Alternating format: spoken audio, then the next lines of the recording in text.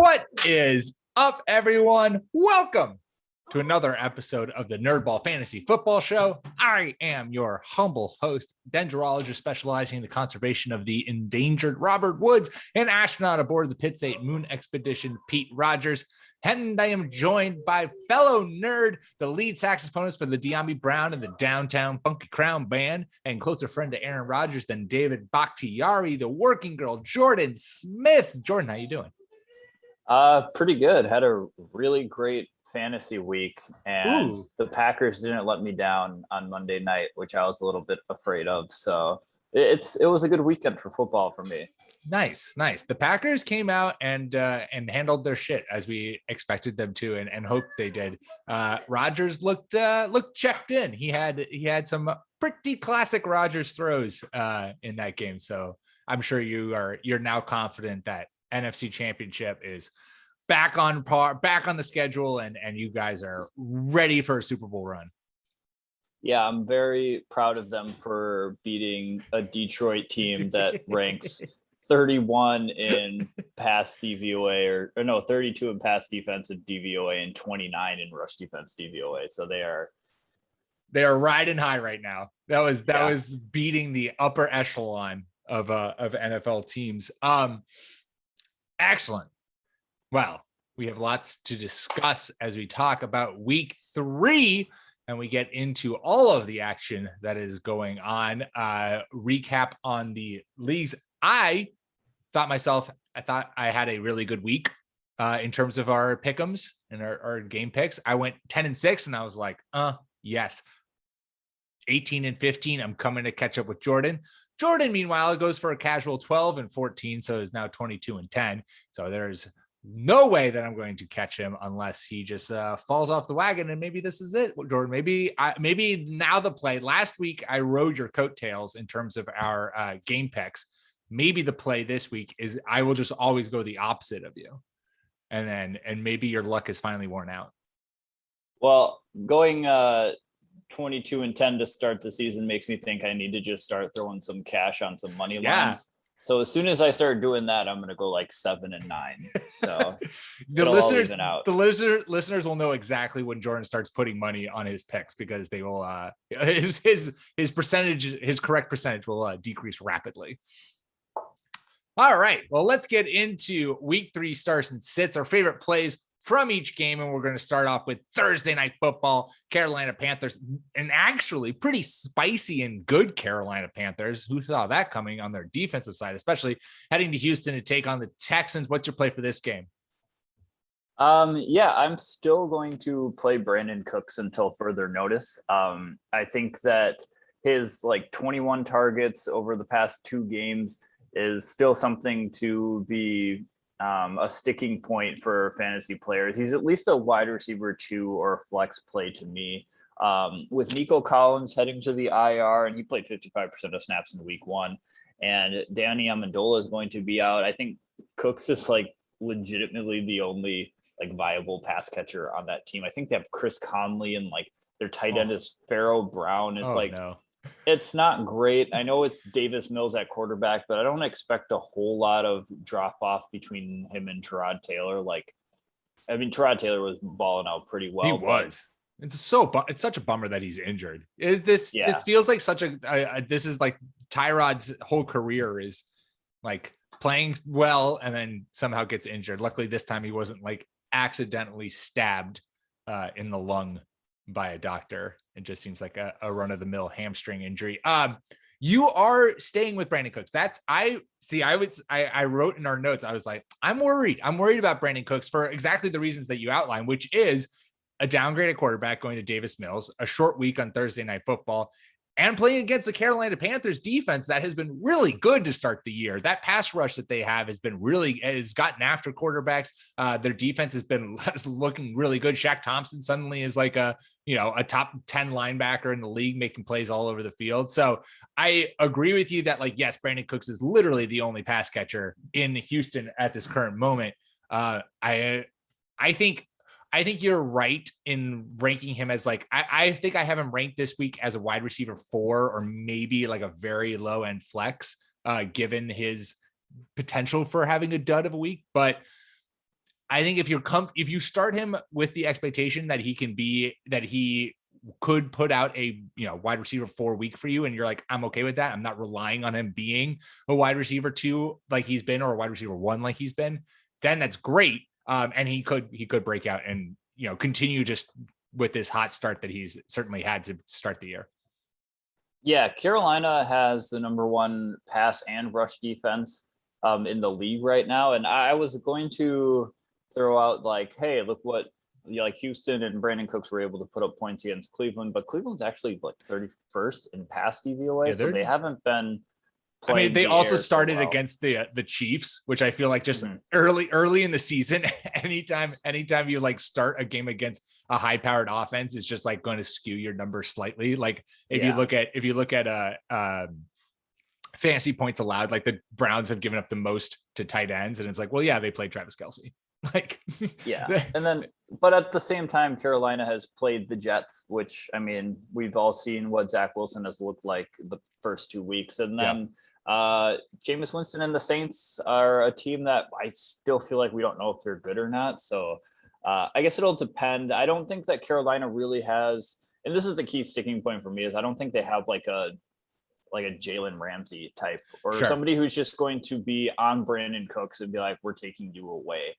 It'll be a team effort there. So if Brandin Cooks can, avoid getting the clamps put down on him, then I think he's a pretty solid play and just going to be littered with targets, Darren Waller style. Yeah, because he's the only one there who's going to get anything. All right, let's move on to Sunday action. And we didn't pick. We didn't pick. Jordan, you're so good at this. I am always like, we're blowing right by it because I'm losing. And I'm like, do we need to continue this bit if I'm losing? And, I'm clearly trying to get out from under it. I'm going to go with the Panthers. They've just looked like the much better team to start this year. Who do you got? Yeah, I'll go with the Panthers too. All right. Well, so much for I'm going to go the opposite of everything Jordan says. Really, that's on you though. I said my pick first, so you should have respected my wishes and gone against me. But watch, you'll switch now. You'll be like, sure, I'll take the Texans, and the Texans will win. And it will all blow up in my face. I'll take the Texans when they play the Jags again. Okay, sounds good. Yeah, that's a pretty good rule of thumb, is take whatever team is playing the Jaguars, even when you think the Jaguars could possibly be good. Spoiler alert, they're just never good. It's one of the death taxes and the Jaguars being bad. All right, Sunday day football.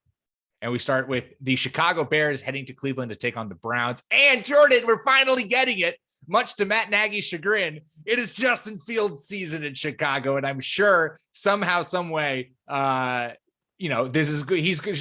Fields is going to go for like 250 and a touchdown and run for 80 yards and a touchdown, and we'll be like, oh my gosh, Bears' future is here. And Matt Nagy will be like, and Andy Dalton will start for week 4 when he is healthy, because Matt Nagy doesn't like fun. My play for this game is I'm going to start Austin Hooper. I don't really know what to make of these Browns receivers. Donovan Peoples-Jones was so hyped up during the preseason. And then Anthony Schwartz had a big week 1. And then in week 2, when Jarvis Landry leaves, both of them combined for like 3 targets. And it's the tight ends who got all of Baker Mayfield's targets. Austin Hooper led the team with 5. The Bears secondary has not been good to start this year. They've been bottom 10 in terms of passes. And so like, I want to invest in the Browns pass catchers, especially with Jarvis Landry not on the field. Odell is practicing, so if Odell plays, then he could be a potential start as well. So, but I just don't know which receiver to invest into. So I'm going to go with Austin Hooper. If you need a tight end to stream, I feel like he's a good guy to go out there and get. Yeah, Chicago has a lot of good players on the back end too, but they've just seemed a little out of sorts this season. Like even their best guy, Eddie Jackson, has like last week blew a pretty bad coverage on like a double team or something like that. But it wasn't a play that you'd expect Eddie Jackson to blow a coverage on. The unfortunate thing for Cleveland is that they are missing Jarvis Landry and Odell, who knows if he's actually going to be up to speed, even though he's practicing this week. I'm kind of hoping it's just a big, like Nick Chubb, Kareem Hunt game where they just pound the rock. Which it could be. I mean, the Bears defense just hasn't been great to start the year. Like Darrell Henderson back in week 1 lit the Bears up in terms of both on the ground and through the air. So it could just be a Nick Chubb, Kareem Hunt game, which, then I guess if you have those guys, you're definitely firing them up. Also, Allen Robinson with Justin Fields under center has top 5 upside. So just FYI. Fields had a lot of good balls thrown last week, a couple missed opportunities from the wide receivers, but I think if Cleveland has a pass defense that they're trying to get back on track after going to 31st in pass DVOA, it's going to be against a rookie QB this week. So if you're looking to stream a defense, I would consider giving Cleveland another look despite Justin Fields running upside, because Cleveland's still good against the run. Mm-hmm, mm-hmm. Nice little defensive chatter in there. That's the edge that we bring. We don't ignore defenses. We do ignore kickers, because kickers, what are we doing here? I feel like there's just no predictability. Anyone who can accurately rank kickers, like, hats off to you. You must watch way too much football and do way too much analyzing, because it feels more random than literally anything else, which is, I'm sure, a vote of confidence as a fantasy person who's talking to you, dear listeners, is like, fuck if I know what kickers are going to do. Let's move on to Baltimore Ravens heading to Detroit to take on the Lions. Jordan, what do you got for this game? I'm picking Cleveland in the Oh my God. I'm trying to get past. Damn it. I saw you do like the little finger wave, and I was like, oh, Jordan's going to have some saucy take on Baltimore, Detroit. And it's like, nope. He just knows that I'm trying to get out from under this pick'ems. Yeah. God, no, I'm going against you, Jordan. I'm going to let my Justin Fields flag fly, and the Chicago Bears get a win. Justin Fields wins his first game as a starter, only to be benched for Andy Dalton and a banged up knee because Matt Nagy hates fun. Okay, now we're in Baltimore against Detroit. So keep firing up Marquis Brown if you have the past 2 weeks. It just seems like he has rolled over that late season, like 2020 last year, his last 4 games when he was balling out. He's rolled that over into this season. He's currently wide receiver 8, and he has 16 targets over the first 2 games. So it's not like he's just catching. It's not like he's doing Henry Ruggs stuff where Henry Ruggs just catches a deep ball or takes it for all the yak yards in the world. It's like Marquise Brown is actually rounding out into a pretty viable weapon for Lamar Jackson, especially in the absence of like their first round pick Rashad Bateman or like Mark Andrews, who's kind of hit or miss. And we mentioned this at the top of the show. Detroit is bottom of the barrel in terms of pass defense. So I think that Marquise Brown is a legitimate play until proven otherwise. Being wide receiver 8 is not a fluke at this point. No, I have him ranked as my wide receiver 22, I think. So middle wide receiver 2 this week. And yeah, I 100% agree with you. We talked about this on Monday's podcast where we were giving props and flops to people from week 2. And I was giving props to Marquise Brown because, like you said, Jordan, like this all looks legit. This isn't splash plays that Lamar and Brown are connecting on that's creating all this production. It is Lamar Jackson is looking Marquise Brown's way when they need to make the pass. Like they are drawing up plays for him, and they're all executing, and it's working. Like he seems like he's Lamar's number 1 target. He's kind of surpassed Mark Andrews for that when like Lamar's in scramble mode. Like we saw it against the Chiefs. Lamar at scramble mode jumps up in the pocket and throws the little, jump pass to Marquise Brown, who takes it for the touchdown because he has that breakaway speed. So if you drafted Marquise Brown, you are riding high right now, and you continue that ride and you don't get off. Jordan, let's pick this game. I know it's close. This is a lot of debate. It's going to be a close one. I kind of want to pick a little bit of an upset because Baltimore had an emotionally draining game against the Chiefs last week, but I'm still going to go with Baltimore. That's not a bad narrative. We love narrative street here. And it's not a bad narrative coming off of like what many, this is the classic. This is what every Patriots fan tells himself when a team beats the Patriots is like, oh, well, they won that Super Bowl. We're going to go win the actual Super Bowl. that was a little bit of a Super Bowl for the Baltimore Ravens, beating up on the Chiefs, or finally beating the Chiefs, not even beating up, beating the Chiefs, and being able to get that monkey off their back, and good old John Harbaugh coming onto the field and asking Lamar for his for his opinion on that fourth down play. There you go. That is that beautiful coach player teamwork that you only people strive for. Like Bill Belichick wishes he had that with Tom Brady. That's why Tom Brady left. I was waiting for Lamar to say no. Lamar's like, no.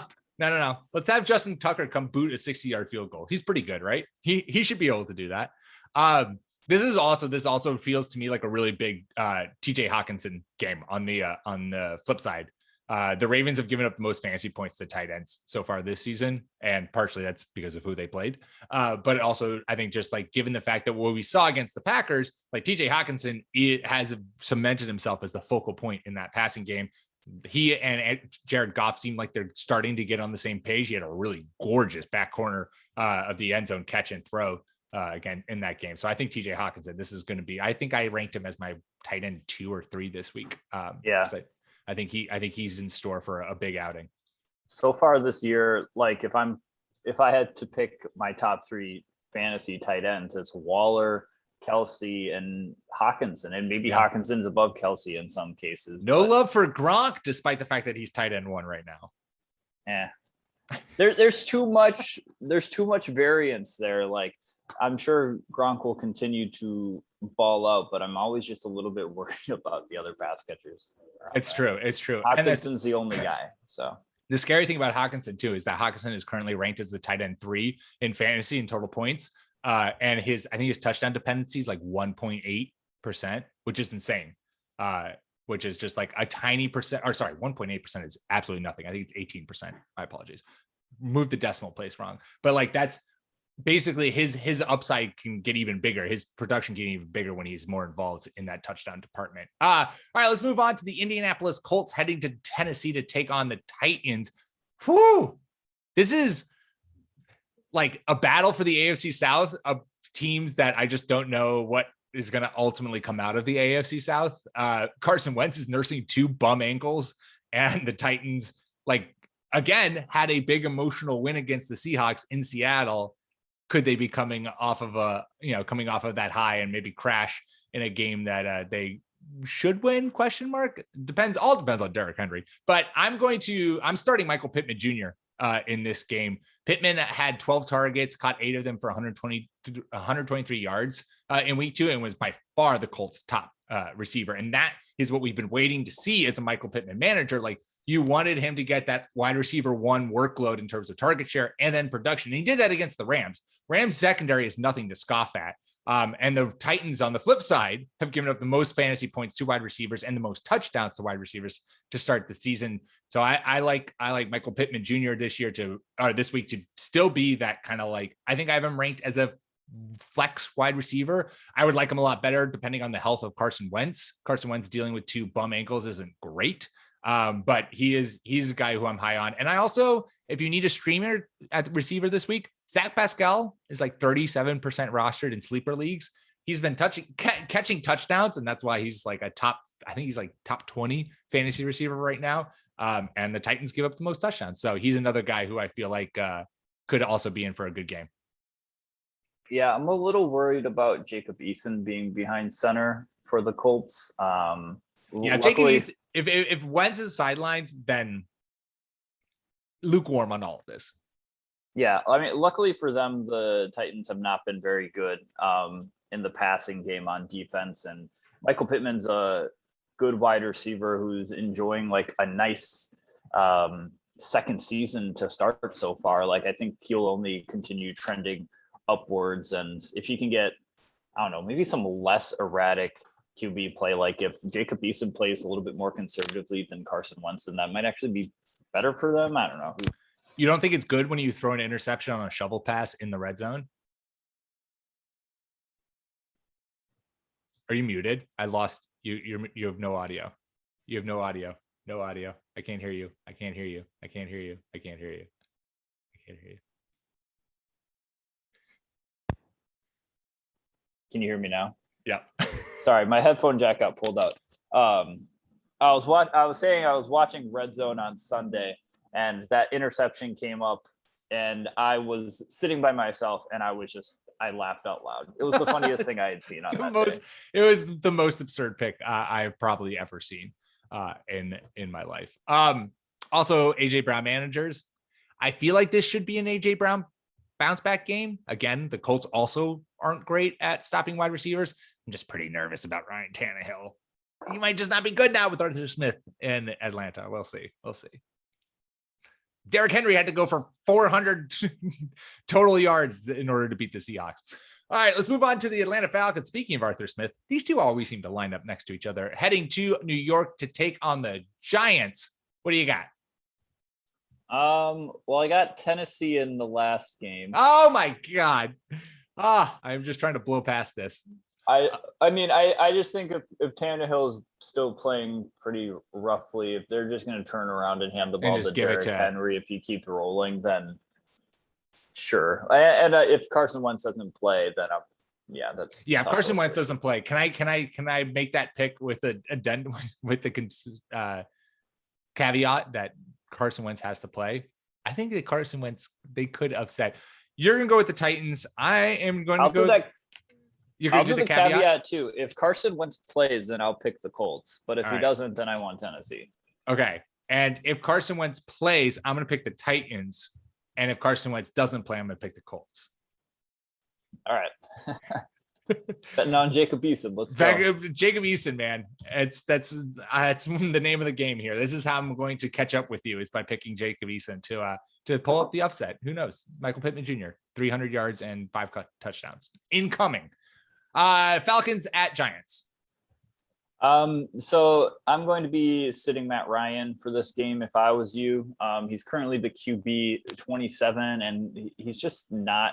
I mean, despite all the weapons that he has there, we were expecting a little bit quicker of a start from Kyle Pitts. We were expecting Calvin Ridley to be wide receiver, like top 5 at least. But I think some pretty tough offensive game planning and Matt Ryan just not being like his, I don't know. Usually he's throwing for a buttload of yards, and last week, despite him throwing for 300 yards, that's pretty awesome. It's because he threw 3 picks and they needed to throw the ball a ton, and they were relying on Cornell Patterson and not getting much in the running game. And I think if this offense starts rolling, it won't be because of Matt Ryan. It'll be because other players are starting to ball out. Like we've already seen Cornell Patterson start to do things as a gadget guy. I just don't QB 27, even against the Giants, I just don't think Matt Ryan is worth playing. There are other streaming opportunities for you out there. Yeah, I totally agree with that take. We haven't seen it click to the point where we're like, yes, Matt Ryan can finish even a QB1, but like finish a top 6 quarterback in any given week. We haven't seen anything that like shows us that potential is there. There are a lot of players in this game that I'm actually really excited for. I think Sterling Shepard is a go. I think Saquon Barkley, Nick has him ranked as his running back 5 this week. I think this could be Saquon Barkley's like return to greatness game, given how bad the Falcons defense has looked. I'm calling this the Kyle Pitts game, Jordan, because the Giants have given up the 2nd most receptions, the 5th most yards, and the most touchdowns to tight ends to start this year. Kyle Pitts is going to remind the world as to why he was drafted, 4th overall, as he just eviscerates this Giants defense single-handedly. But don't start Matt Ryan, because Matt Ryan is not going to throw him. It's going to be Cornell Patterson. Cornell Patterson's going to play quarterback now, and they're just going to run option and wildcat with Kyle Pitts. I'd love for a good Kyle Pitts game. Yeah. Also, Cornell Patterson. I picked him up on waivers, and you should be starting him everywhere because that man is a vital part of this Falcons offense and is not going anywhere. It seems like his touches are locked and loaded. Pick this game, Jordan. This one's tough. I know this one is tough. I think I might go with the Giants at home. I think Saquon gets right, and I think they ride that to a victory. So I'm going to go with the Giants. See, and I thought Atlanta at the beginning of the season would be a little bit more scrappy, but they have not really proven as much. No. This would be the time for me to go opposite to help give you a chance, but I think I'm going Giants too. You are killing me. Atlanta in total DVOA on offense is dead last right now. I just can't go with that. 29th in pass DVOA and like, it's not looking good right now. Mm-mm. It's not looking good right now. I know I just praised Kyle Pitts and I love Kyle Pitts and he's going to break out this week, but maybe they should have drafted a quarterback and prepared for after Matt Ryan, as opposed to bringing the band back together for another year and then trading Julio Jones. So the band's not back together. Justin Fields was available. Justin Fields was definitely available. Didn't they pick 4th overall? Everyone was available except for trade. Three of the 5 were not available. Quarterbacks. Yeah, so I guess that's true. All right, Los Angeles Chargers heading to Kansas City to take on the Chiefs. Oh man, this is going to be a classic game where the Chargers somehow have a lead late in the 4th and then manage to fumble it away, as they have been wont to do. I'm speaking this into existence because I really need Clyde Edwards-Helaire to do something for me, but I think you start Clyde Edwards-Helaire. This is the game that he is going to look his best. This is his peak game. So after this game, you sell high on him because this is the highest he's ever going to look. But both Ezekiel Elliott and Tony Pollard ran all over the Chargers last week. They have the 2nd worst run defense per NEF rating and are giving up the 4th most rushing fantasy points. So you can move this ball on the ground against the Chargers. We talked about this on Monday's show again when we were talking about our nervous levels with Clyde Edwards-Helaire, and ultimately I've come to this conclusion where it's just like the Chiefs just don't run the football, and thus it makes their running backs fantasy useless. But he still has the majority of touches in that backfield, and I think against the defense that is going to let them run on them, we could see a little bit more splash plays from Clyde Edwards-Helaire on the 14 carries that he's bound to get. Maybe one of them goes for a touchdown. I'm thinking like maybe I'm saying a high game for him is like 14 carries for 80 yards and a touchdown. And then you trade off of that. And you're like, look, Clyde Edwards-Helaire is back. And then you cackle maniacally to yourself after you get that trade done because he's never going to reach that ceiling ever again. What do you mean back? Was he ever here? No, he was never here. This is crushing to me because Jordan takes a sabbatical this summer to go enjoy himself in the Midwest. And then I am just stuck in the echo chamber of Clark Barnes being like, Clyde Edwards-Helaire, RB1. And I'm like, yes, I'm buying it too, Clark. I'm buying it too. And then I draft him and then he does absolutely nothing. And I'm panicking now. And so I post this and Jordan on Twitter is like, oh, you should have come to me, man. I've been on this for the whole summer. It's like, well, where were you? You were gone. You didn't tell me this, Jordan. This is why I blame you if I lose my home league because I drafted Clyde Edwards-Helaire as my RB2. It's a small league. So I also have Ezekiel Elliott. Look, I think CEH is worth a play. I just don't think that he's like returning you RB1 value. I think he's a comfortable RB2. He's like the Jarvis Landry of running backs to me. It's like, you don't want Jarvis Landry to be your number one guy, but you do kind of like his PPR ability. And he's like a solid wide receiver to flex guy that can just get you like 80 yards on 7 catches and be just perfectly fine, but he's not going to ball out for you. The whole rap on CEH coming out of college was that Andy Reid is like running back whisperer, and he always has a top fantasy running back. But the problem with CEH is that I just didn't think he was that good coming out of college. He ran behind a bunch of like bully beater offensive linemen, and the Chiefs have had some offensive line issues. They've had some reshuffling. They're comfortable with their line now, but I just don't think they're the type of like world beating run offensive line that Clyde Edwards-Helaire would actually need. So again, good RB2 value, but I just don't think he's like going to be a top guy. And if you recall, when we did our fantasy, or not our fantasy draft, when we did our mock draft 2 years ago for this draft, I had the Chiefs and I picked Jonathan Taylor for that. That would have been much better. I would have liked that better. Or maybe can we do a trade? Can we send Clyde Edwards-Helaire behind one of the best blocking offensive lines in Detroit and then send DeAndre Swift to the Chiefs? Somehow I feel like DeAndre Swift would be able to, the stock would be back high. I'd be buying into DeAndre Swift if he was. I mean, I'm still buying into DeAndre Swift. I'd be buying into the narrative that the Chiefs running back is worth rostering in fantasy as an RB1 if DeAndre Swift was there. Also, Mike Williams, you should be starting every single week. That man is a locked in wide receiver 2/wide receiver 1 until further notice. So good for you, everyone who drafted him. I really want to pick the Chargers to win this game, and I'm trying to convince myself that they won't Charger it. What are you feeling? I think their loss to the Cowboys last week wasn't great, but I think the Cowboys are a good team. Yeah, the Cowboys are. They just shot themselves in the foot. Like they had like 400 penalties constantly. I'm going to go with the Chiefs here because I think the Chargers are just not ready to beat the good teams yet. Like I think they're just going to drop some games. They're going to beat enough bad teams to make the playoffs, but then they're going to be like a first round exit. Yeah, I think you're right. I'm going to go with Chiefs too. I have a hard time picking against the Chiefs, though we both should have picked against the Chiefs last week. Silly us. Those reverse strings. Yeah, that's true. We were doing it for Lamar. That was for you, Lamar.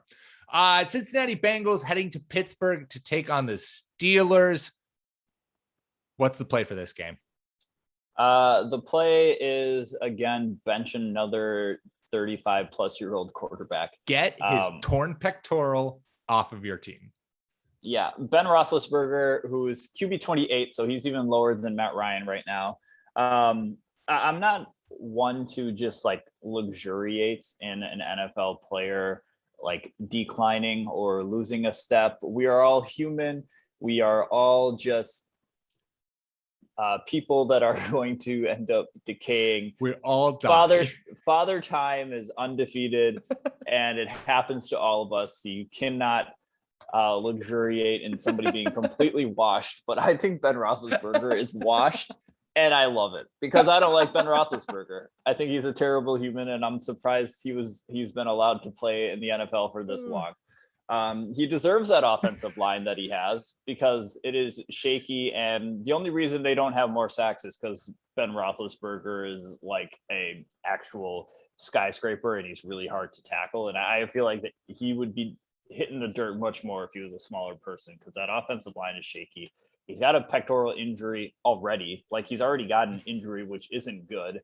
And even against Cincinnati, I just think their offense looks, I don't know, a little anemic. I would have been more high on Najee Harris because he clearly has the talent earlier in the season, but he's like it's like when Saquon Barkley was drafted by the Giants, and only the Steelers have other people to pass the ball to, whereas the Giants at that time were just like, we're going to give the ball to Saquon 35 times in this game and just watch him work. That's not the case here. Najee Harris is trying his best. You could see it out on the field. He's trying, but there's just not a lot of space for him to work. So again, benching Ben Roethlisberger, catch you in retirement, buddy. I can't agree more with everything you said. That was well spoken. No one likes to watch a player decline, but damn it, when it comes to Ben Roethlisberger, it is fun to behold. I also absolutely love you. I know this for certain that Ben Roethlisberger is leaking this pec injury to the media as his reason for why this offense looks like shit, because he's going to be like, Matt Canada can't call an offense and I'm injured. So he's just not even like taking advantage of me. Or so when Matt Canada comes back and is like, well, Ben, maybe operate my offense better. He's like, I got this pectoral thing. I'm injured. I'm Ben Roethlisberger. Should have retired like 10 years ago. Talk about a team that should have drafted a quarterback. I mean, we got Dwayne Haskins back there and Mason Rudolph. Sunny days ahead, Pittsburgh. It's amazing Mason Rudolph's still in the league, to be honest. But it is amazing. what else I was going to say about this game? I was going to say, I feel like this is a sneaky. I have Jamar Chase ranked as like a fringe wide receiver 2 this week. I think this could be a Jamar Chase wide receiver 1 week. The Steelers defense has been good, but it has been susceptible to big plays down the field and just the workload that Chase is getting to start this year.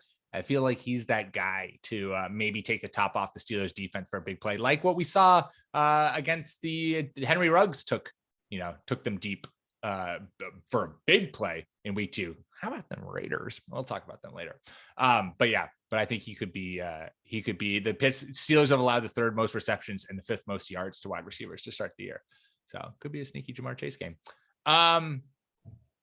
Do the Bengals get the win, Jordan, on the road against an AFC North rival? It's a rivalry game, and those are always wonky, I feel like. The wheels kind of fell off last week for Joe Burrow and throwing 3 interceptions. I feel like once you if you throw 3 or more interceptions, at least one of those is not your fault. So it's not completely on Joe Burrow. Do you say the same thing for Zach Wilson's 4 interceptions? I guess one of them was tipped. That was true. I say that for Zach Wilson too. At least 3 of those were probably his fault. One of them looked like he was just playing catch with JC Jackson. Yeah, that one was a little. What were you doing there? But one of these teams is number 2 in rush DVOA. And it's not the Cincinnati Bengals. It's not the Steelers. So if Ben Roethlisberger has a injury, and if they have to play like Dwayne Haskins or Mason Rudolph, I think that really does limit their ceiling. And I think Joe Burrow, regardless, is going to be the best quarterback on the field that day. So I'm going to go Cincinnati in an upset. Let's do it. All right, I'm going to ride with you. Cincinnati in the upset too. I like it. I just think everything you said is true. I think that Ben Roethlisberger doesn't like this offense and is going to sabotage himself because he's like, this is not how I want to end my career. And everyone's like, well, Ben, you should have ended your career a long time ago. Moving on, Arizona Cardinals heading to Jacksonville to take on the Jaguars. Wow, this Arizona Cardinals team is riding high. Kyler Murray looks like an MVP favorite and now gets to play the Jaguars. This game is going to be an absolute bloodbath. And so, of course, I am saying you start Rondell Moore. You went out and got him off waivers. If you did, you should have. Like, this was the time to get him. You already drafted him. You're a genius. Well done. The Jaguars are ranked 29th pass defense per our NEF rating on nerdballff.com. They gave up 328 yards to Teddy Bridgewater last week. And I love myself some Teddy Bridgewater, but that is a lot of yards for a quarterback who many perceive as a dink and dunk kind of guy and not pushing the ball down the field. Moore has seen 13 targets through 2 games. And so again, like we talk about with all these kind of young, speedy receivers, it's not just shot plays. I know the 77-yard touchdown that he had against the Vikings got a lot of attention, and rightfully so, because Kyler Murray made a fantastic throw and he was wide open and he ran fast. So good for him. But he still saw 8 targets alone next to that 77-yard score. And he was making people miss. The Cardinals want to get him the ball. And he saw a big snap increase from weeks 1 and 2. And I think after a big week 2 performance, he could see even a larger snap count in week 3. And this Jaguars defense is just such hot trash that I think he is a confident wide receiver, flex wide receiver 2, maybe even. But he's definitely a flex play, and I'm starting him firing up in all my leagues. Yeah, I would suggest, if you haven't already, trying to get a piece of the Arizona passing game, because Kyler Murray just looks good. And he's able to stay on his feet when the pocket breaks down, and he's doing some just bananas things. And I like Rondell Moore. I like the play here. The only thing stopping Rondell Moore, I feel like right now, is a possible injury, because that has been something that's followed him throughout college. But I'm not comparing him or saying he's the same as Tyreek Hill, but he's the same kind of scary when he has the ball in his hands in the open field. Like, if he has the ball and nobody's within 10 yards of him, you're like, fuck, like, this sucks. Like, he's got the ball and he's going to do something just silly with it. And I think he's only going to get better as he starts to mature as a player and become a better overall football player. Also just like the perfect receiver to pair along with both Kyler Murray and DeAndre Hopkins. Like, God, I just don't know how you would play defense against this team, because you have DeAndre Hopkins who can catch literally anything that's thrown at him. And then you have to worry about Kyler Murray making plays in the backfield and just like running the ball. And then you have this like super speedster guy who, if he just gets a dump off pass, can take that 20 yards or to the house. Like, it's this offense has been, I think this is like, I heard someone say this and I can't remember who, but it's like it's a sad thing to say, but I also think that like Larry Fitzgerald semi-retiring, I think he hasn't officially retired. He's just kind of a floating free agent right now. But him leaving the Cardinals, I think did a lot for Cliff Kingsbury's offense and opened it up, and they got the perfect guy for this spot in Rondell Moore, who has just really been playing out of his mind. And I think that only continues because this offense looks unstoppable, and an unstoppable offense going up against an absolute garbage defense. Rarely does it actually stop. Really does the unstoppable offense actually stop. What are your thoughts on Trevor Lawrence through 2 weeks?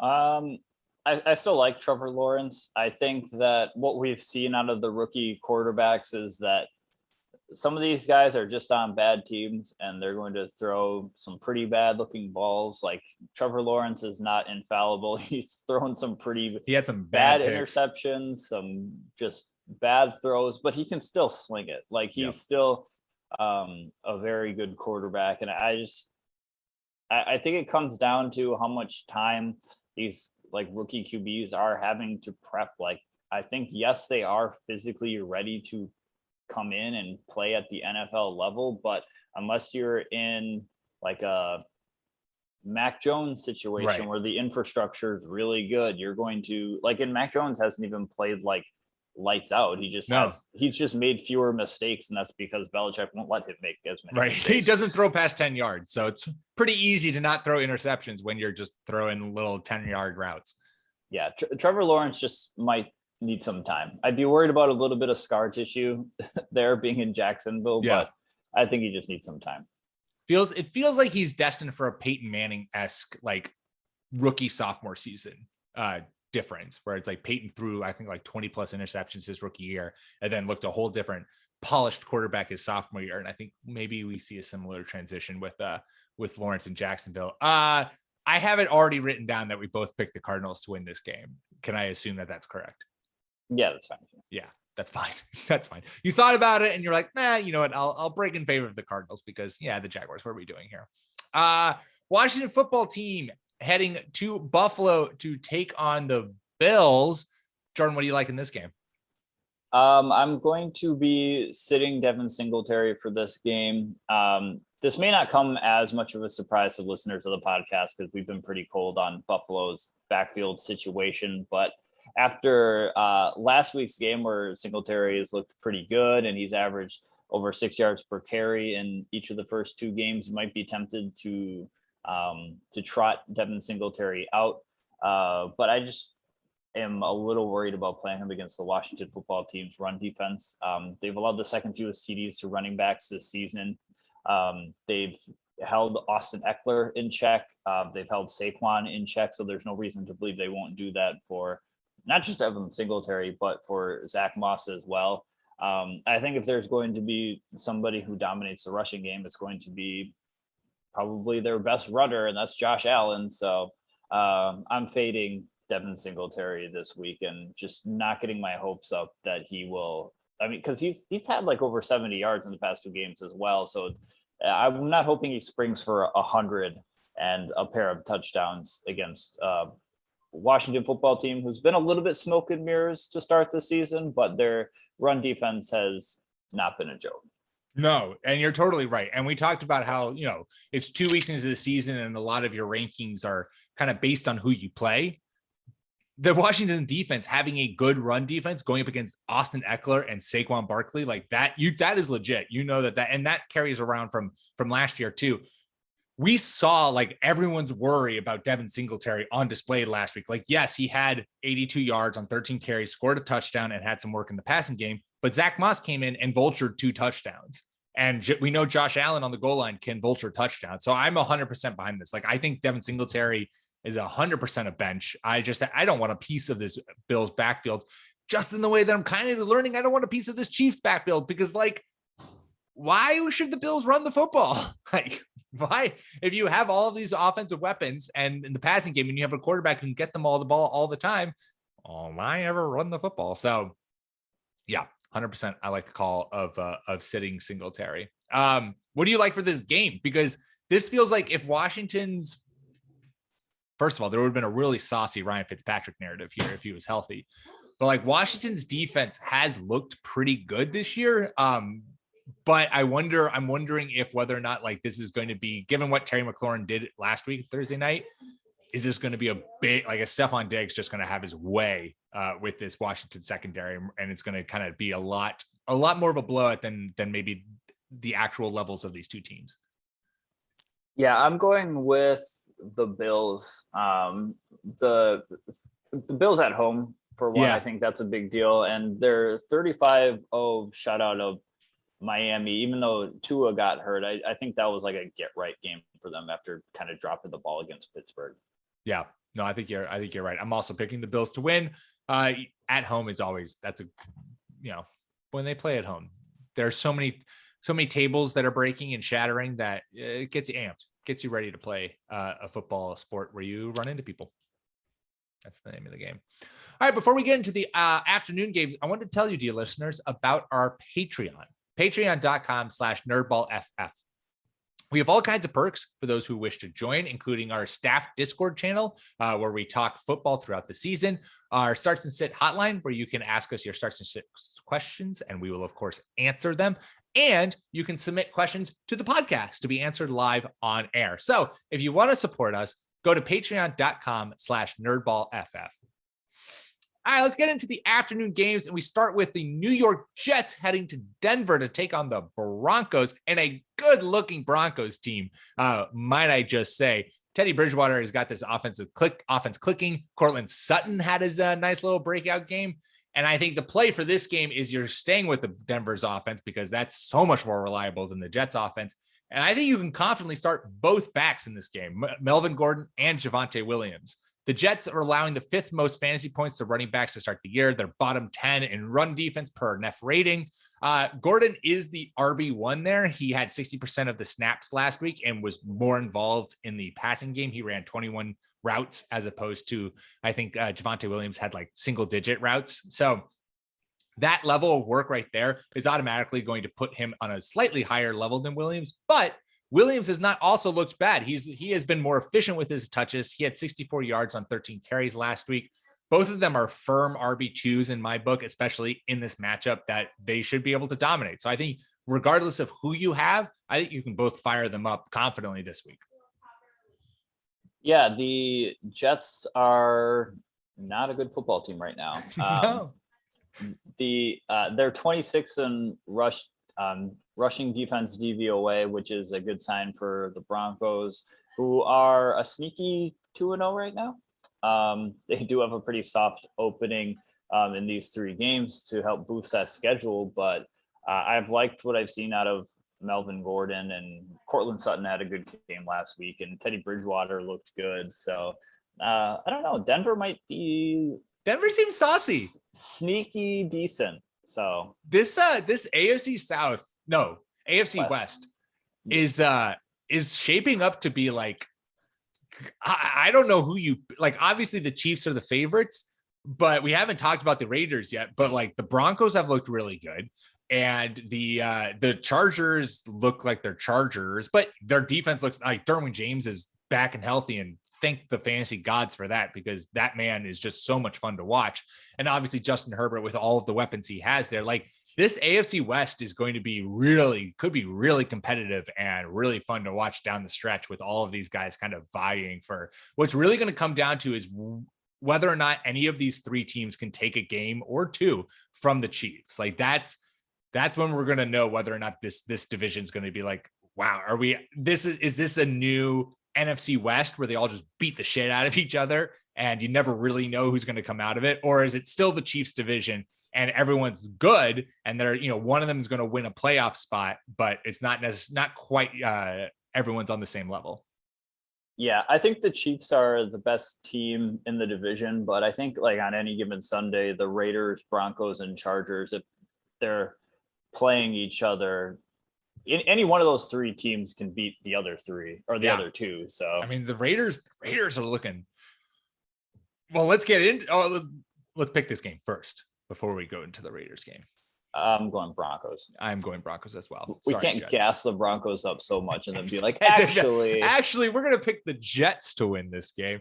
Let's continue gassing up the AFC West, and let's go to the Miami Dolphins heading all the way out to Vegas to take on the Raiders, the Tua Tagovailoa less Dolphins, since he is not playing week 3 with a rib injury, which means Jacoby Brissett is going to be starting for Miami. Jordan, what do you like for this game? Just throw in deep ball passer Derek Carr, elite downfield specialist. He's QB 10 right now. You got to get the most out of these non Darren Waller Raiders until the wheels completely fall off for this team. And they're passing a lot. A lot. They have Josh Jacobs, who's been beat up. They have Kenyon Drake. They had Peyton Barber, who last week they were saying was going to be their starting like rush guy, which is a little, little curious because you paid Kenyon Drake a lot of money.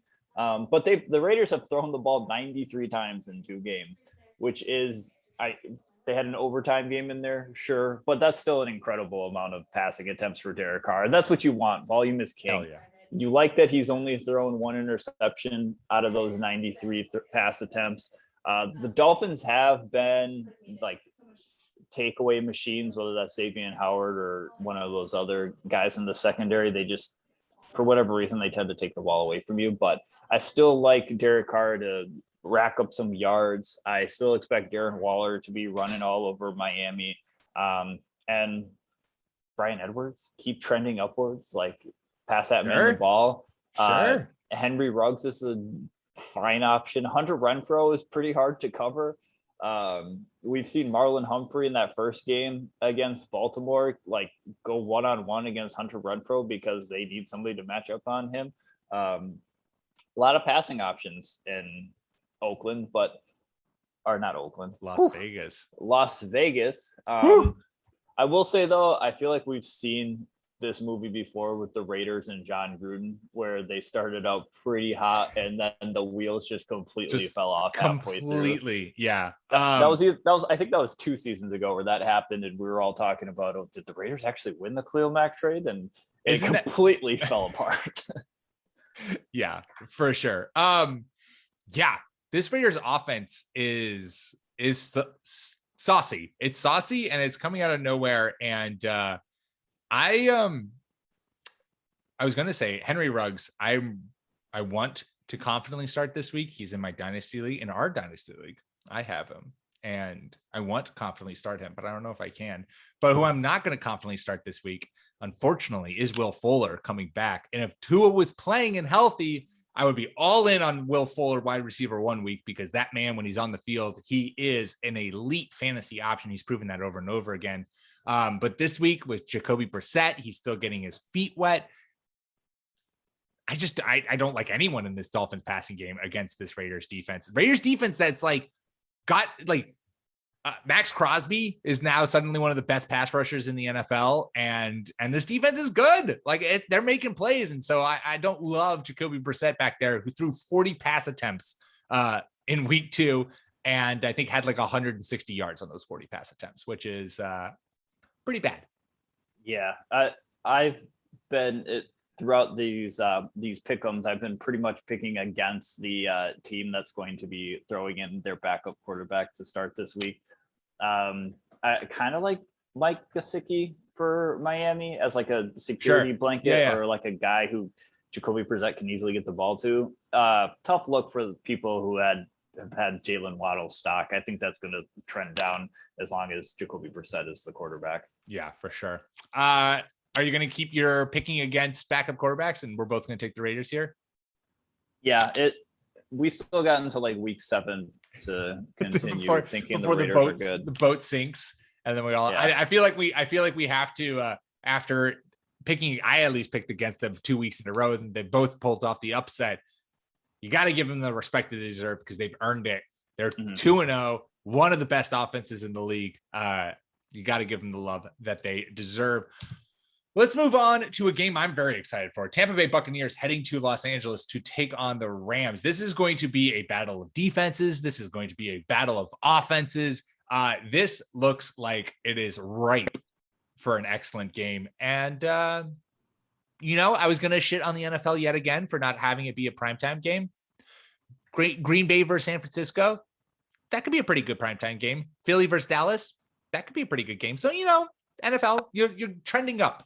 You're better. I don't know why we're getting Carolina and Houston as our Thursday night game, but anyways, NFL, your schedule making is getting a little bit better. But Bucks at Rams, the play for this game for me, I'm going to sit Darrell Henderson. He's banged up with a rib injury, so that alone has me a little cautious. Like, obviously, he might not play, but even if he does play, he is going up against a Bucks defense that has allowed just 99 rushing yards through 2 games. We saw them completely shut down Ezekiel Elliott. Obviously, the ground game of the Falcons is nothing to write home about. And so it's hard to sit currently the RB6 in fantasy, but I feel like this is a big time dud week coming for Henderson. He's banged up and going up against a really tough matchup and a game too that this might just be like an aerial assault because the Bucks secondary has been able to be picked on. We saw it against the Cowboys and the Falcons to a certain extent, but really the Cowboys. And this Rams passing game is legit. Cooper Kupp is the wide receiver 1, and it should have been Robert Woods. I agree with you here. I think that Darrell Henderson is like, if he's injured and Sony Michel gets in the game and actually performs well, then that would just be disastrous for people who are managing Henderson on their rosters. And last week you saw Mike Davis and Cornell Patterson play this Tampa Bay defense, and one of those guys did really well, and the other one, who we thought was a primary ball carrier, did not do very well. So I think that's watching your Darrell Henderson stock just against Tampa Bay it's just good business. Are you hyping up my Robert Woods as the Cordell Patterson of the LA Rams, the man who takes jet sweeps and is used around the line of scrimmage, that Robert Woods is going to put together finally a wide receiver 1 week this week because he's going to both pass and run the ball against his Bucks defense? Is that what you're saying, Jordan? Are you putting hope back in the Robert Woods? I am not, unless unless I hear from Matthew Stafford's mouth that he knows who Robert Woods is. As soon as the fact that he's not invited to him and to Stafford's and Cooper Kupp's tea parties is very upsetting to me. I kind of wish I had known that before I built a mansion, spent millions of dollars to build a mansion on Robert Woods Hill. Would have been great to have known that before I did that. Also, it should be noted, Antonio Brown is currently on the COVID list. He tested positive, and so he's going to need to have 2 negative tests within 24 hours of each other in order to play. So it's unlikely that he will be playing in this game on Sunday, which means to me a perk to Chris Godwin. Also, Scotty Miller could be a saucy play in DFS or in deeper leagues as that downfield field stretcher. I think Mike Evans, after we rode the Mike Evans roller coaster, week 1, he did nothing. Week 2, he did everything. We're back to week 3 where he does nothing, and he's going to get the Jalen Ramsey treatment. So I think that the passing tree is going to get funneled through Chris Godwin, Rob Gronkowski. Even if you're feeling really saucy, maybe throw up some Leonard Fournette, since Giovanni Bernard seems just to not be able to lock down that passing game, which is really upsetting. Talk about another house on a hill that I need to burn. And Scotty Miller could be a beneficiary of a couple long touchdowns. Pick this game, Jordan. This one's tough for me. What is in my heart? What does your heart tell you? Honestly, I think I'm going to go with the Rams. Oh, your heart has spoken. Lock it in. Was going to go with the Rams, but then since you went with them, I'm going to go with the Bucks. Give me Tom Brady ripping out the heart of Sean McVay once again and showing it to their new quarterback, Matthew Stafford, and saying, this is your future.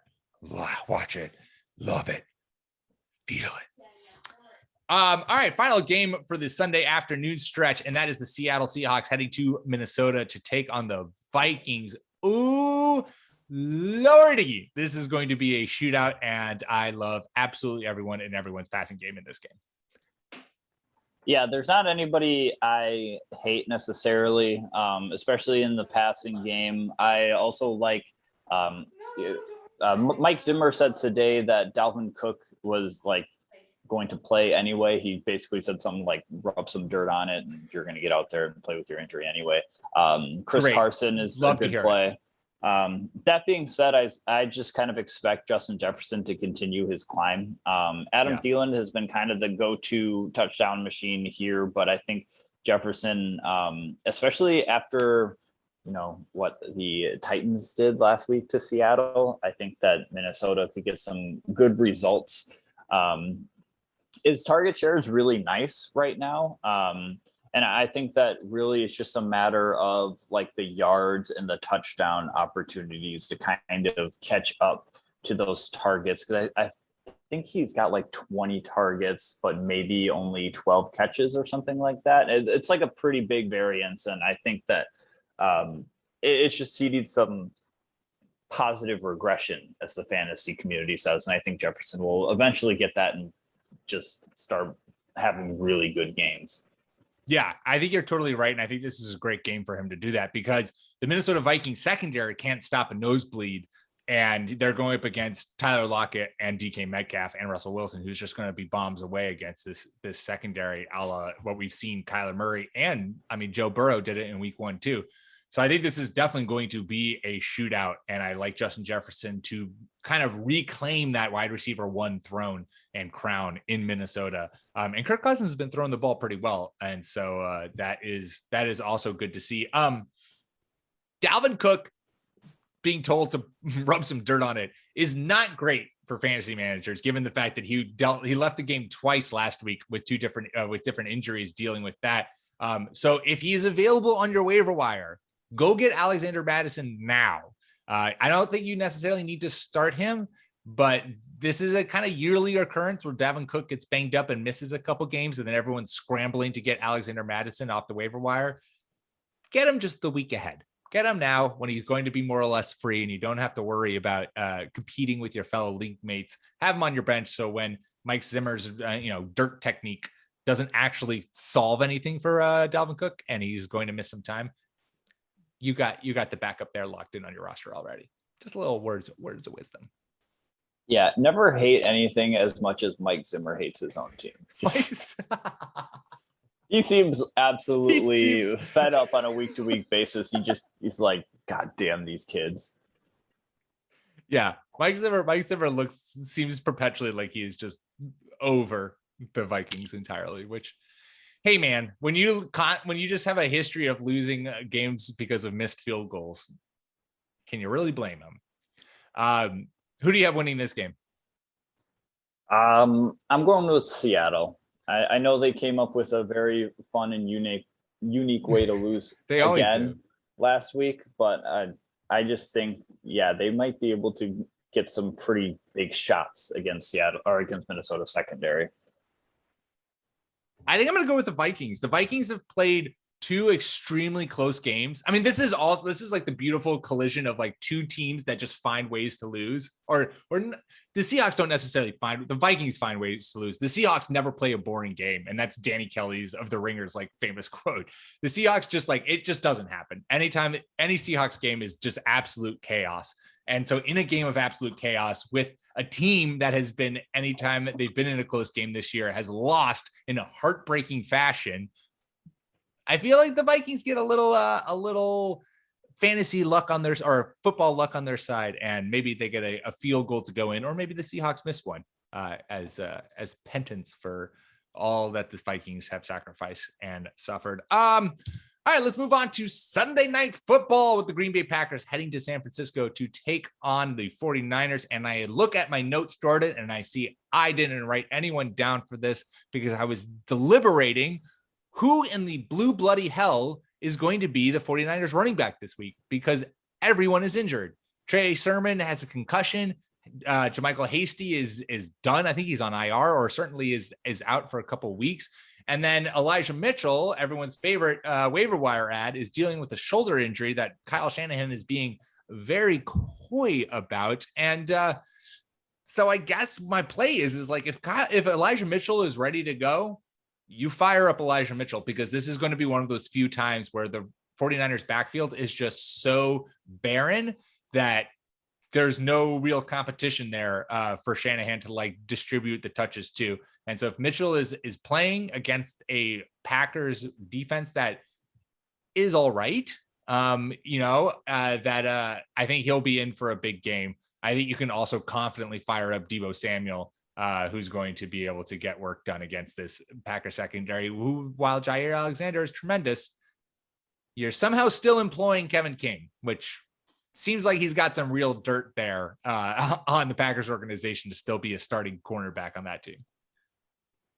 Yeah, I really want to know what kind of like blackmail Kevin King has. It's got to be something damning, because that man is still on the field, and it was a big deal that Eric Stokes took like a couple snaps and made good plays, and like he should be starting. He should be starting as the number 2 corner, not Kevin King.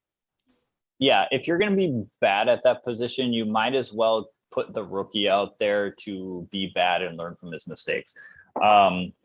But anyway, death taxes and San Francisco running all over the Green Bay defense. I think that it's tough, though, because unless you have all 3 presumed pass or running backs for San Francisco, and right now that's Elijah Mitchell, Trey Sermon, JaMychal Hasty, and they brought along Duke Johnson. Like, I wouldn't be surprised if any one of those guys came out of the tunnel on Sunday and were the starting running back and did well. So that was just a tough call, and it's even more tough that this game is Sunday night, because chances are you don't have a lot of wiggle room, and everybody but Philly and Dallas will have played. So that's a tough call. I don't know. You might be just staying away from this backfield.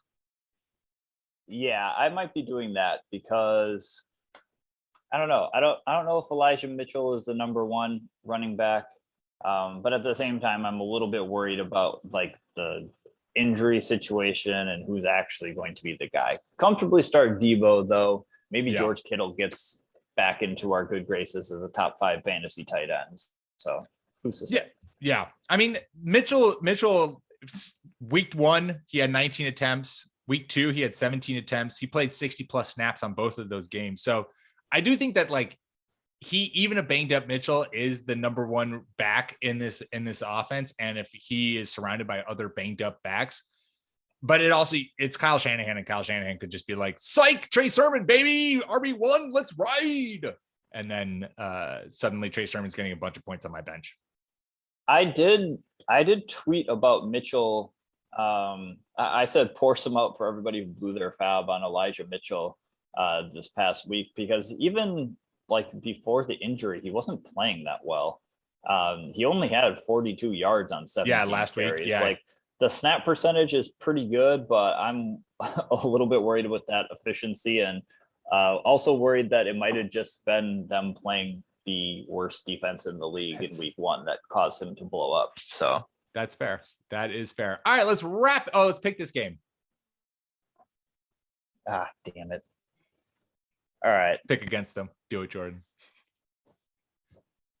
I'm picking the Packers. Packers on the road at San Francisco. I think that it's going to be a close game and a good game, but I am very happy that the Packers offense was able to get it done against a shitty Lions defense and get it done with a fair statement. And I think that's a good sign moving forward. Yeah, I'm going to pick Green Bay too, because I think, Elton Jenkins might not play. Oh. Jordan's getting nervous. I'm just going to default to quarterback versus quarterback, and I like Rodgers more than Garoppolo, obviously. There you go. When in doubt. All right. Monday Night Football wrapping up week 3. The Philadelphia Eagles head to Dallas to take on the Cowboys. What is your play for this game? I saw that you were worried about Cooper Kupp with the rib injury, and I am also worried about Cooper Kupp. Let's be worried about Cooper Kupp together.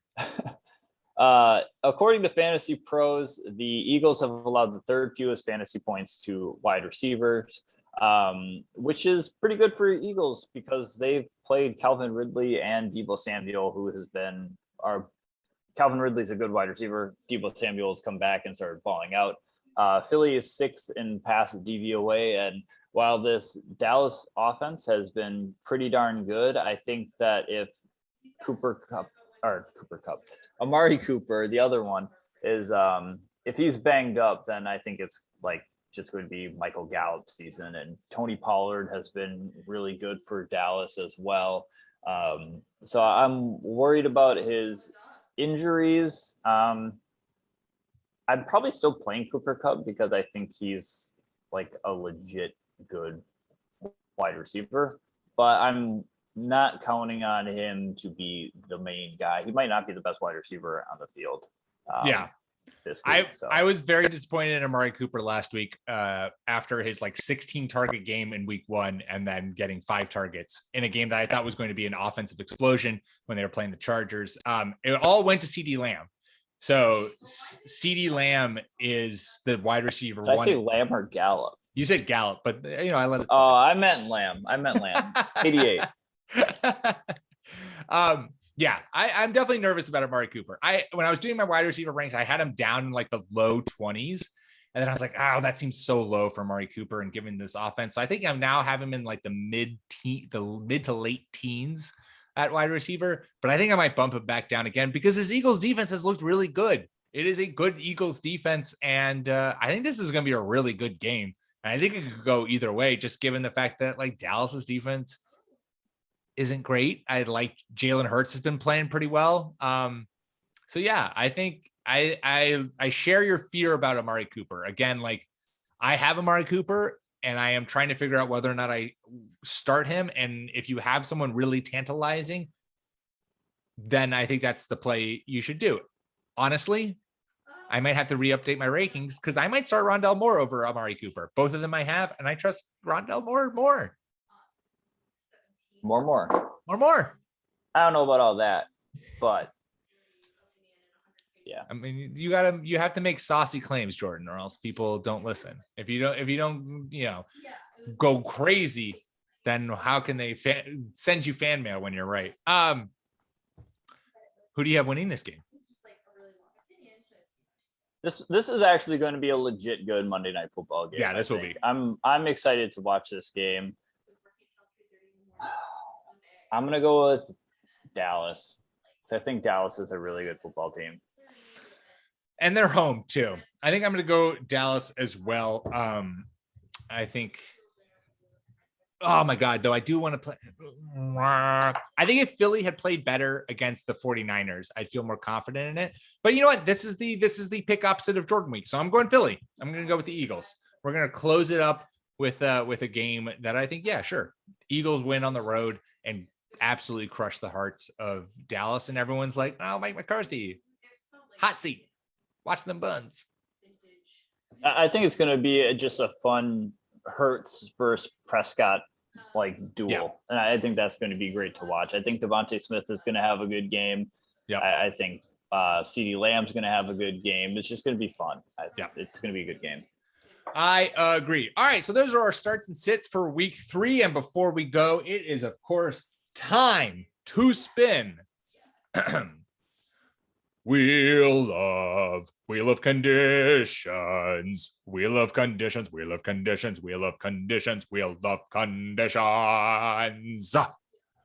For those who have never listened to the show before, I have a wheel here. We shall spin the wheel. The wheel gives us constraints and conditions for drafting a DFS team. And so Jordan and I will draft it together and we shall see how well we do. We did not make money last week, Jordan. I hate to break it to you, buddy. I was going to ask, but can't win them all. Can't win them all. We won in week 1. This week we have not won.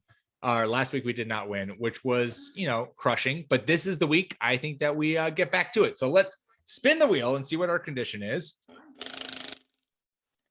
And we have to draft a team of players who have played in a Super Bowl. So anyone who has played in a Super Bowl, we have to draft that team. So let me This might take some good research. I feel like we should be able to know who's played Super Bowls recently, but maybe not. I'm going to get a list of past Super Bowl contenders. All right, sounds good. Here. All right, so let's start with our quarterbacks. Patrick Mahomes played in the Super Bowl. Do we want to spend all of our money on Patrick Mahomes against the Chargers? Russell Wilson against this Vikings seems like a. Hang on, how expensive is TB12?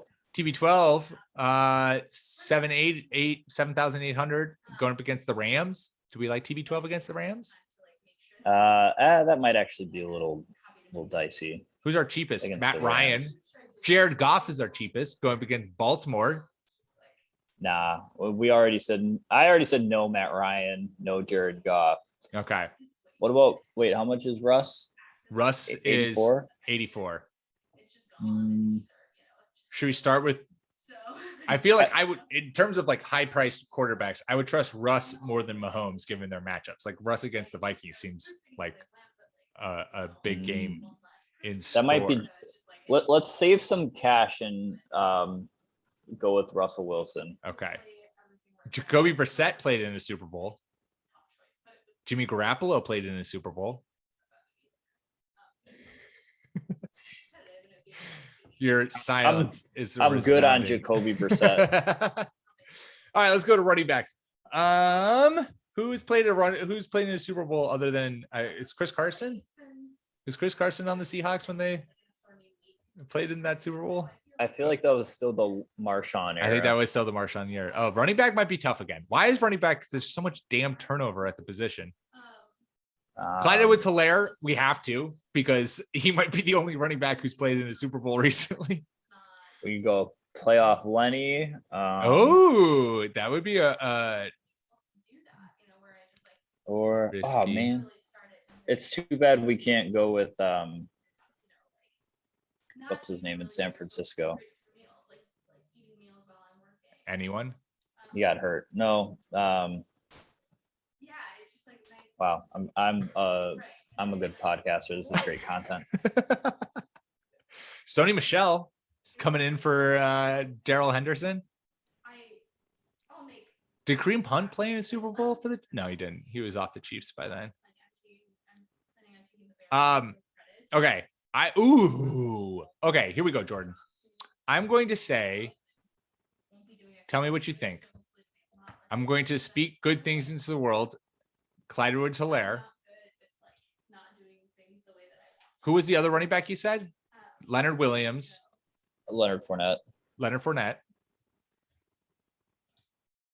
And give me, as our flex, unless we have a wide receiver who I like more, James White. James White coming out of the backfield against the Saints. We can do that. Otherwise, once we get to wide receivers, if this is a wide receiver we like more, we can bump James White out. It's tough because then I'm looking back at these games and you got like LeGarrette Blount, who's played on like Philly and New England the past couple of years, and like Todd Gurley, and like all these guys were just completely like out of the NFL right now. Wide receiver, we have a lot of options because we have Tyreek Hill, we have the whole Bucs receiving core. Was Tyler Lockett on any of the Seahawks? When was Tyler Lockett drafted? Tyler Lockett. I don't know if he was starting, but I feel like he was there. We can always just go like Tyreek Hill and Tyler Lockett was drafted he was drafted in 2015. When did the Seahawks they played in 20?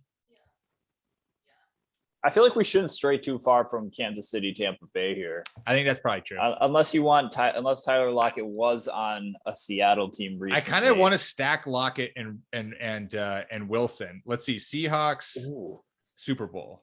Hang on. What about Cooper Kupp? We got to go wide receiver one. Good call. Got to go wide receiver. All right, so we're definitely doing Cooper Kupp. Good call.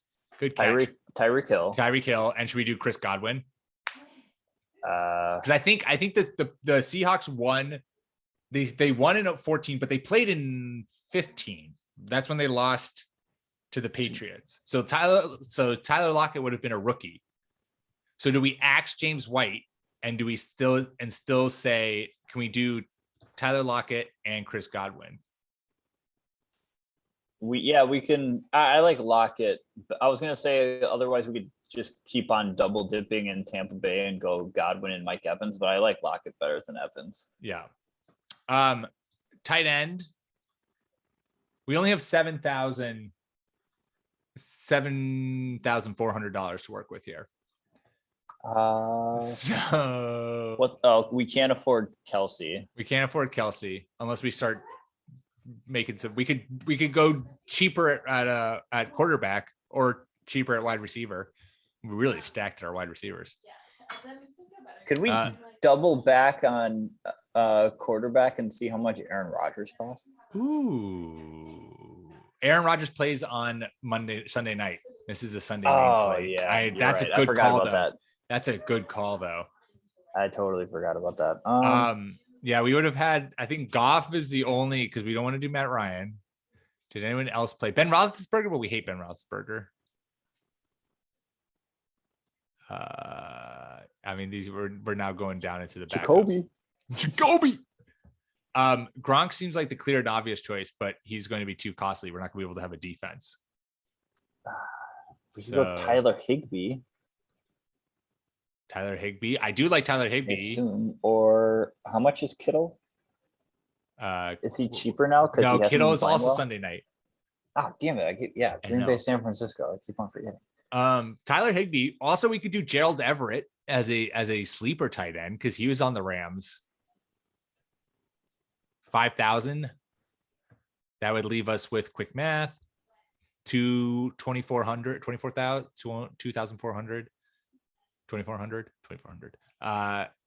in for defenses. Does that give us anything for defense? 2,400 does not give us anything for defenses. So we would have to.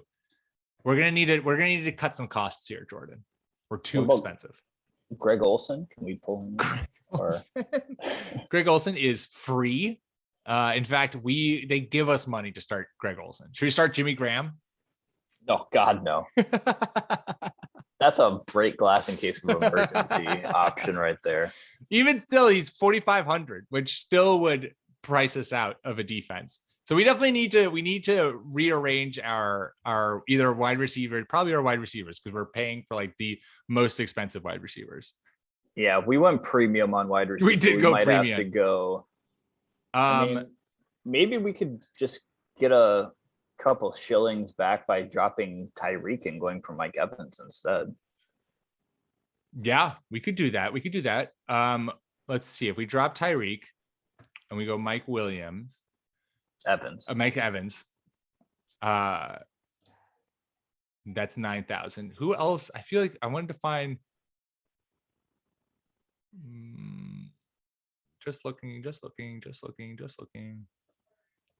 Anyone else here? Super Bowl. Antonio Brown, but he's got COVID. But that's not a. Maybe Sammy Watkins. Maybe not.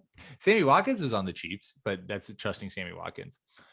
All right. Well, with the discount of Mike Evans, who I think is not going to do us any good, and we do Tyler Higbee, our defense is 35, which means we can start the Falcons defense. That's our only option. Shit. I mean, they do play the Giants, so Danny Dimes could give us a couple. Danny Dimes could just drop a couple fumbles at the end zone. I want to find. I have no faith in Mike Evans against Jalen Ramsey, but I guess we're stuck with it. I guess this is what we're gonna have to do. Julio Jones, he played in the Super Bowl. Julio Jones against the Colts. Julio was balling out last week. Yeah, I like Julio over Mike Evans. I think Mike Evans is going to give a complete dud of a game, and he's definitely not going to be worth this 7,100. Can we get a better defense? Yeah, if we get Julio, our defensive options now become the Giants or the Bucs. Oh, the Bucs. It would be the Bucs against the Rams. We're double dipping, I guess, because if Cooper Kupp has a good game, then our defense sucks. But if our defense has a good game, Cooper Kupp might suck. We could do the Chiefs. I'm okay with that, though. I think you're okay with that. I think if Cooper Kupp goes off and the rest of the Rams get shut down, that's okay then. Plus, if they have a couple sacks, maybe they get an interception off of Stafford. All right. We've done it. Our Super Bowl championship team, Russell Wilson, Clyde Edwards-Helaire. I'm really speaking this into existence. Leonard Fournette. God, our running backs are trash. But then we get into wide receivers. Cooper Kupp, Julio Jones, Tyler Lockett, Chris Godwin in our flex, Tyler Higbee at tight end, and then Tampa Bay Buccaneers defense. Yeah, baby. Enter lineup. Let's make us some money. All right. Moral of the story, you don't need a good running back to win the Super Bowl. I guess I'm finally getting it. Moral of the story is running backs, don't win you Super Bowls. That's for damn sure. All right, with that, that's all we got for you this week. Make sure to rate and subscribe to the podcast on your podcast platform of choice. Please give us just 5 stars. It really makes a big difference. Just take a quick 3 seconds to click those 5 stars and hit submit. Follow us on Twitter at NerdballFF. You can follow myself at Pete M. Rodgers and follow Jordan at Jordan_Smith27. And of course, make sure to check out all the amazing content we're putting out over on the site, nerdballff.com. Until next week, my fellow nerds.